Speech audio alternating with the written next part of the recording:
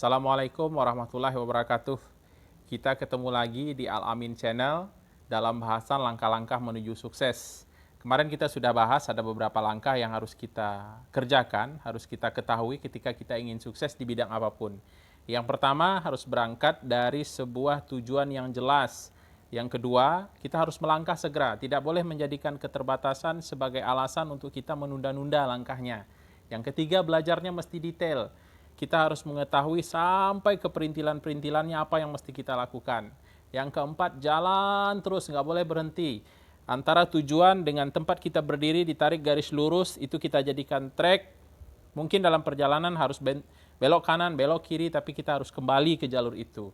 Dan yang kelima adalah menikmati perjalanan. Nah, menikmati perjalanan ini agak panjang, dan mungkin nanti kita fokus untuk membahas di sini karena boleh jadi antara target yang kita cita-citakan di awal dengan apa yang kita dapatkan itu bisa saja nanti tidak sinkron, tidak tepat.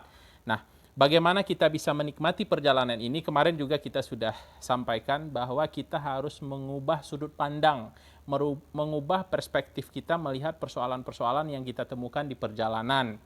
Nah, hal seperti apa yang kita ubah di dalam perjalanan, di dalam kehidupan kita ini? Kalau kita mau sederhanakan kan hanya dua macam yang akan kita temukan. Yang pertama hal yang kita sukai dan yang kedua hal yang tidak kita sukai.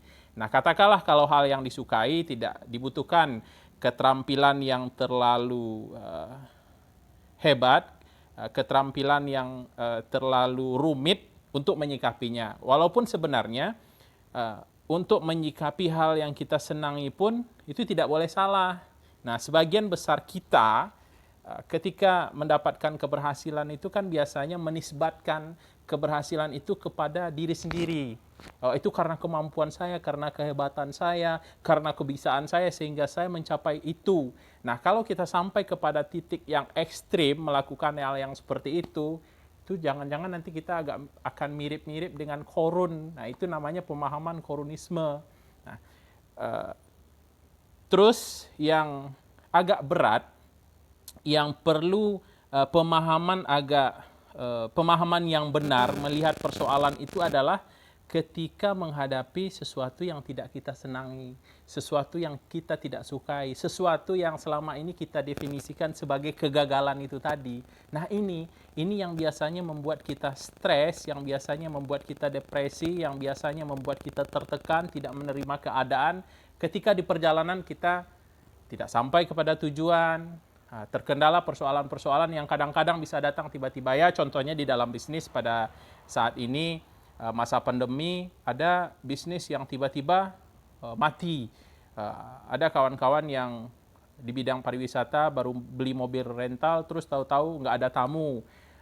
Ada juga banyak persoalan kalau di dalam dunia usaha itu yang hal-hal yang tidak kita prediksi yang membuat kita rugi secara bisnis. Nah, ini bagaimana kita melihat ini agar kegagalan ini kita benar menyikapinya. Nah, rujukannya ada di dalam Al-Quran.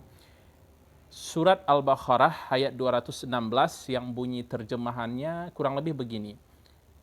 Boleh jadi kamu menyukai sesuatu tapi itu tidak baik untukmu. Boleh jadi kamu tidak menyukai sesuatu, tapi itu baik untukmu.